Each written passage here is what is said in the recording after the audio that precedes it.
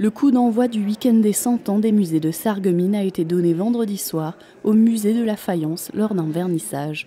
La soirée a commencé avec les discours du maire de Sarreguemines, de son adjointe à la culture et de la directrice du musée. Pour eux, il est important de communiquer sur ce pan de l'histoire. Ce musée, c'est une transmission de mémoire de ce qui a marqué le territoire depuis 200 ans. Sarreguemines a rayonné grâce à sa faïencerie sur tout le territoire, en dehors de ses frontières nationales, grâce à sa faïencerie.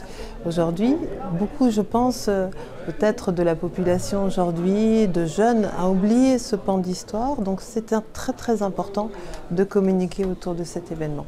Les invités ont ensuite été encouragés à déambuler dans les salles où des guides les attendaient. Après des mois de secret, une grande surprise a également été dévoilée. C'est une œuvre prêtée par un collectionneur privé pour 5 ans. Donc on a à Sarreguemines, pour la première fois depuis plus d'une quarantaine d'années, la rue.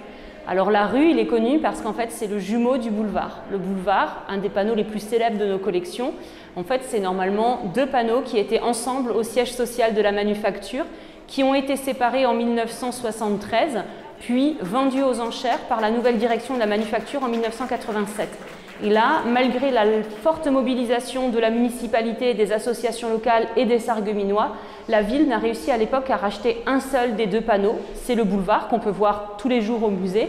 À l'occasion de ces 100 ans d'histoire, l'exposition est inédite puisque plus d'une centaine d'œuvres nouvellement acquises ou sorties de la réserve du musée seront visibles pendant quelques mois.